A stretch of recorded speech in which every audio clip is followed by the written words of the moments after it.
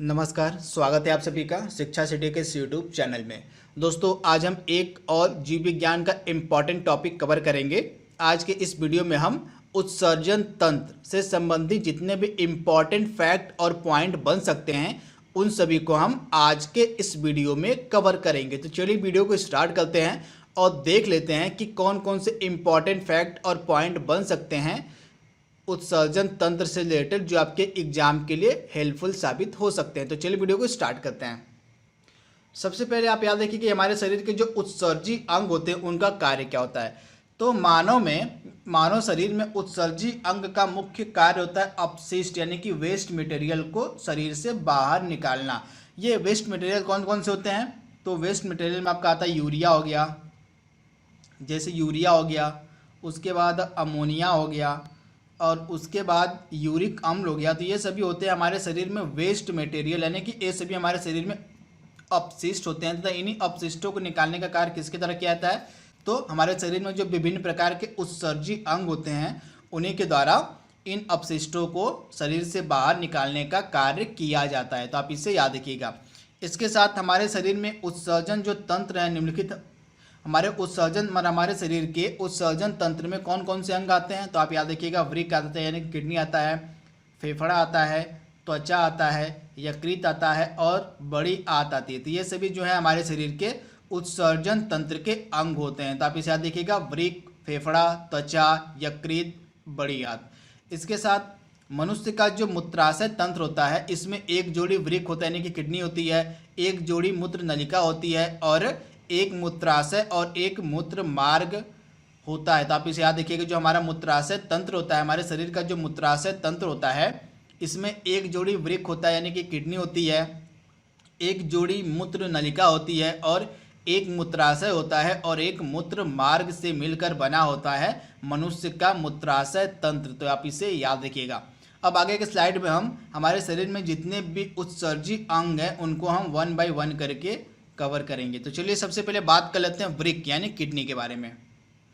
तो किडनी जो होता है मनुष्य में, वृक्क जो होता है हमारे शरीर में जो किडनी होती है, वृक्क मतलब किडनी होती है, आप याद रखिएगा, सेम के बीच की आकृति के गहरे भूरे लाल रंग के होते हैं। तो आप इसे याद रखिएगा, हमारी जो किडनी होती है यह सेम के बीच की आकृति के गहरे भूरे लाल रंग की होती है तथा प्रत्येक किडनी यानी कि प्रत्येक वृक्क में लगभग 10 लाख सूक्ष्म एवं लंबी व कुंडलित नलिकाएं पाई जाती हैं जिन्हें हम वृक्काणु यानी कि नेफ्रॉन कहते हैं। जैसे आप याद रखिएगा, प्रत्येक वृक्क यानी कि किडनी में लगभग 10 लाख सूक्ष्म एवं लंबी व कुंडलित नलिकाएं पाई जाती हैं। इन नलिकाओं को हम कहते हैं वृक्काणु यानी कि नेफ्रॉन। तो आप इसे याद रखिएगा। तथा जो नेफ्रॉन होता है इसको हम वृक्क की यानी कि किडनी की संरचनात्मक और कार्यात्मक इकाई कहते हैं। ये प्रश्न एग्जाम में पूछा जा चुका है, कई बार पूछा गया है प्रश्न, इसे आप याद रखिएगा कि वृक्क यानी किडनी की संरचनात्मक और कार्यात्मक इकाई कौन सी होती है? तो नेफ्रॉन जो होता है इसको हम वृक्क की संरचनात्मक और कार्यात्मक इकाई कहते हैं। इसके साथ हमारे वृक्क यानी हमारी किडनी में जो पथरी होती है यानी किडनी स्टोन होता है वह यूरिक अम्ल, कैल्शियम ऑक्सलेट और कैल्शियम फास्फेट के कारण होता है। जैसे आप याद रखिएगा, हमारे किडनी में आप देखे होंगे, किडनी में जो स्टोन हो जाता है, जो पथरी हो जाती है, वह किसके कारण से होती है? तो यूरिक अम्ल, कैल्शियम ऑक्सलेट और कैल्शियम फास्फेट के कारण जो है हमारे वृक्क में पथरी हो जाती है। तो ये भी इंपॉर्टेंट है, आप इसे याद रखिएगा। यहाँ से भी लगातार एग्जाम में प्रश्न पूछे गए हैं कि जो किडनी होती है हमारे शरीर में वो मतलब किसके कारण हमारे शरीर में किडनी होती है? तो यूरिक अम्ल, कैल्शियम ऑक्सलेट, कैल्शियम फास्फेट के कारण जो है पथरी बनती है हमारे किडनी में। तो आप इसे याद रखिएगा। इसके बाद जो वृक्क होता है इसका 2 मुख्य कार्य होता है, आप याद रखिएगा, एक तो उत्सर्जन का कार्य करना और एक परासरण नियमन। तो ये 2 कार्य होते हैं वृक्क यानी कि किडनी के। तो उत्सर्जन में इसका क्या क्या कार्य होता है कि किडनी का देख लेते हैं। तो वृक्क जो होता है, हमारा जो किडनी होती है, यूरिया को पानी में घुले मूत्र के रूप में बाहर से निकालता है। आप याद रखिएगा, जो वृक्क होता है, जो किडनी होता है, यूरिया को पानी में घुले मूत्र के रूप में बाहर निकालने का जो कार्य है वह किसके द्वारा किया जाता है? वृक्क के द्वारा। यूरिया आदि उत्सर्जी पदार्थों को शरीर से बाहर निकालने के लिए जो है वृक्क यानी कि किडनी ही महत्वपूर्ण अंग है। तो आप इसे याद रखिएगा, जो यूरिया जैसे उत्सर्जी पदार्थ होते हैं, जो अपशिष्ट पदार्थ होते हैं, उनको शरीर से बाहर निकालने के लिए जो हमारे शरीर का मेन अंग है, मेन पार्ट है, वह वृक्क यानी कि किडनी ही है। तथा रक्त का शुद्धिकरण भी किडनी करता है। इसे भी आप याद रखिएगा कि रक्त का जो प्यूरिफिकेशन है, रक्त का जो शुद्धिकरण है, वह किडनी के द्वारा भी किया जाता है। रक्त के शुद्धिकरण की प्रक्रिया को हम कहते हैं डायलिसिस। इसे आप याद रखिएगा, जब किडनी जो होती है वह स्वयं या मतलब स्वतः ही रक्त का शुद्धिकरण करती है, तो उस प्रक्रिया को हम कहते हैं डायलिसिस। तो इसे आप याद रखिए, ये भी लगातार एग्जाम में पूछा जाता है कि रक्त के शुद्धिकरण की प्रक्रिया को क्या कहा जाता है। तो डायलिसिस कहा जाता है रक्त के शुद्धिकरण की प्रक्रिया को। तथा रक्त का शुद्धिकरण करने वाला हमारे शरीर का अंग कौन सा है, तो किडनी यानी कि हमारा जो वृक्क है वह रक्त का शुद्धिकरण करता है। तो इसे आप जरूर याद रखिए।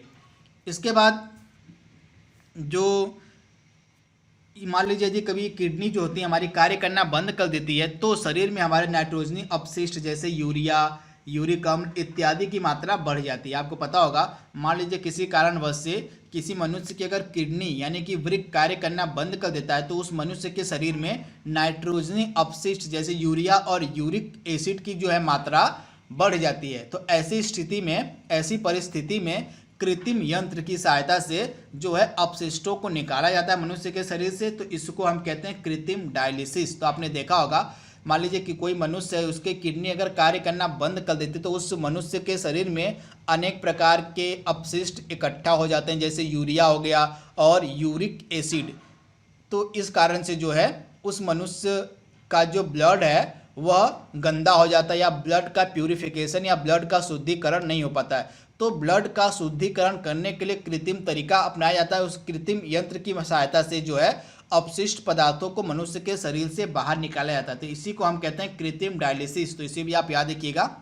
तो कृत्रिम डायलिसिस में क्या होता है कि यंत्र किसी मशीन के सहायता से मनुष्य की शरीर से जितने भी अपशिष्ट पदार्थ होते हैं उनको निकाला जाता है, जब किडनी कार्य करना बंद कर देती है किसी मनुष्य की। तो ऐसी परिस्थिति में उसके बाद आपने देखा होगा, मूत्र का जो हल्का लाल रंग होता है वो किसके कारण होता है, किसके कारण होता है, ये भी लगातार एग्जाम प्रश्न पूछा गया है। तो मूत्र का जो हल्का पीला रंग होता है वह यूरोक्रोम नामक वर्णक के कारण होता है। आप याद रखिएगा, मूत्र का जो हल्का पीला रंग होता है वह यूरोक्रोम नामक वर्णक के कारण होता है। यूरोक्रोम हीमोग्लोबिन के विखंडन से बनता है। तो इसे आप याद रखिएगा, जो यूरोक्रोम होता है जिसके कारण मूत्र का रंग हल्का पीला होता है, यह हीमोग्लोबिन के विखंडन से बनता है। तो इसे आप जरूर याद रखिएगा।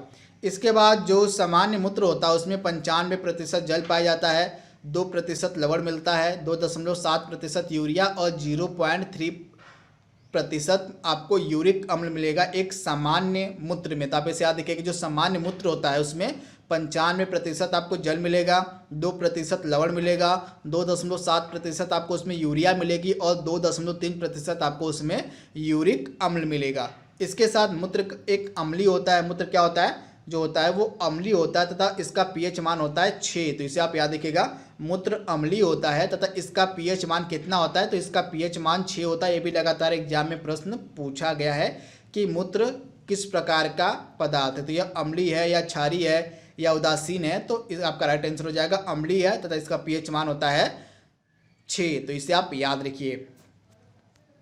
इसके बाद परासरण नियमन क्या होता है, जो वृक्क का दूसरा कार्य होता है वो होता है परासरण नियमन। तो इसमें क्या करता है वृक्क, शरीर के लवण एवं जल की मात्रा का नियंत्रण वृक्कों का एक महत्वपूर्ण कार्य है। तो इसके अंतर्गत जो है परासरण नियमन के अंतर्गत जो हमारी किडनी होती है वह शरीर में लवण एवं जल की मात्रा को नियंत्रित करती है। तो इसे भी आप याद रखिएगा, शरीर में लवण यानी लवण एवं जल की मात्रा को नियंत्रित करने का कार्य भी है, कार्य जो है वह वृक्कों यानी कि किडनी के द्वारा किया जाता है। तो इसे भी आप याद रखिएगा। तो 2 कार्य मेन होते हैं किडनी के, एक तो उत्सर्जन करना यानी अपशिष्ट पदार्थों को बाहर निकालना, इसके बारे में हमने बात कर ली। दूसरा था नियम, मतलब जो वृक्क का कार्य होता है वो होता है परासरण नियमन। तथा इस परासरण नियमन के अंतर्गत जो किडनी होती है वह शरीर में लवण एवं जल की मात्रा को नियंत्रित करती है। तो ये 2 मुख्य कार्य हैं वृक्क यानी कि किडनी के, इन्हें आप याद रखिएगा।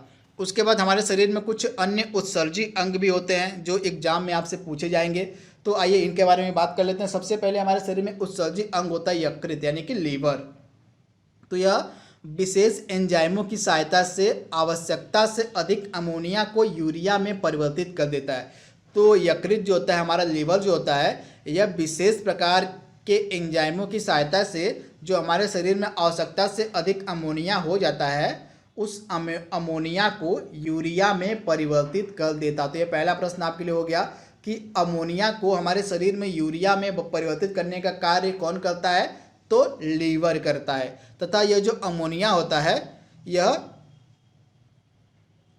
जो यूरिया होता है, यह अमोनिया से कम खतरनाक यानी कि कम हानिकारक होता है। तो आप इसे याद रखिएगा, जो अमोनिया को यूरिया में बदलने का कार्य लीवर के द्वारा किया जाता है, यह इसलिए किया जाता है कि जो यूरिया होता है वो अमोनिया से कम हानिकारक होता है।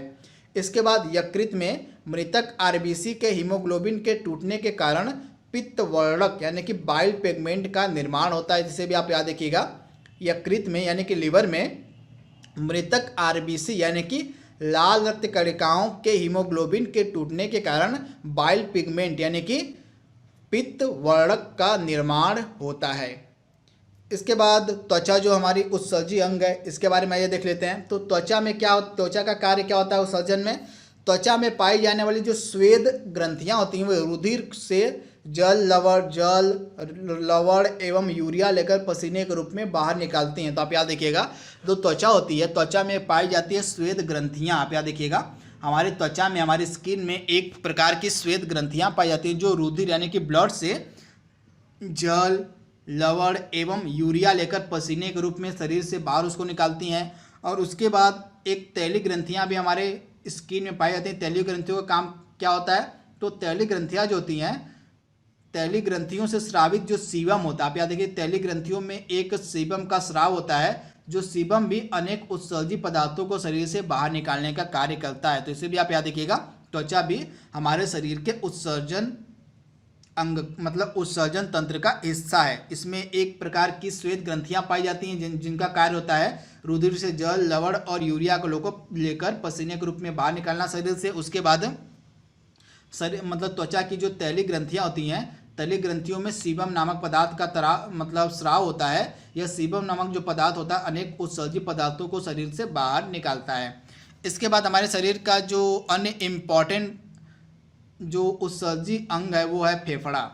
फेफड़ा जो होता है श्वसन क्रिया के अंतर्गत श्वास छोड़ने की प्रक्रिया में रुधिर में घुली कार्बन डाइऑक्साइड का उत्सर्जन करते हैं। तो इसे आप याद रखिएगा, जो फेफड़े होते हैं वे कार्बन डाइऑक्साइड का उत्सर्जन करते हैं, साथ ही साथ जलवाष्प का भी उत्सर्जन किया जाता है फेफड़ों के द्वारा।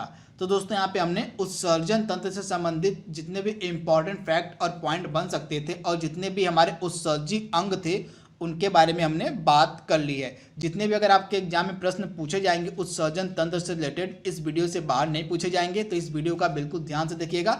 इस वीडियो में जितने भी इंपॉर्टेंट फैक्ट और पॉइंट बन सकते थे उसको हमने कवर करा दिया। तो आज के लिए बस इतना ही। Thank you, thanks for watching, thank you. Hello friends, मेरा नाम गमरीश यादव और मैं आपसे ये कहना चाहूँगा कि अगर अभी तक आप लोगों ने अभी अनअकैडमी एप्लीकेशन इंस्टॉल नहीं किया है तो इंस्टॉल कर लीजिए, जहाँ पे मेरी फ्री क्लासेस भी चलती हैं, जहाँ पे मेरी पेड क्लासेस भी चलती है। तो फ्री क्लासेस भी आप रेगुलर दे सकते हैं। एवरीडे एसएससी में, रेलवे में, जितने भी आपके अपकमिंग एग्जामिनेशंस आ रहे हैं, सारे सेक्शंस के लिए मैं आपको फ्री क्लासेस वहाँ पे प्रोवाइड करा रहा हूँ। करना सिर्फ इतना है आपको कि अनअकैडमी का एप्लीकेशन इंस्टॉल करना है और वहाँ पे आपको कोड टाइप करना है विमरीश @14। विमरीश मेरा नाम है, @ जो है स्पेशल कैरेक्टर हो जाएगा और 14 डिजिट हो जाएगा, जिससे आप फ्री क्लास है जो बिल्कुल फ्री है, बिना किसी पैसे लगाए जो वीडियोस मिलेंगी वो आप जा करके वहाँ पे देख सकते हैं बिल्कुल फ्री अनअकैडमी के एप्लीकेशन पे। उसके बाद दोस्तों, अगर ये वीडियो आपको अच्छी लग रही है, जो वीडियो प्रेजेंट करी जा रही है आपको शिक्षा सिटी पे, तो वीडियोस को लाइक करिए, चैनल को ज़्यादा से ज़्यादा शेयर करिए, चैनल को ज़्यादा से ज़्यादा सब्सक्राइब करिए। चलिए वीडियो देखते हैं।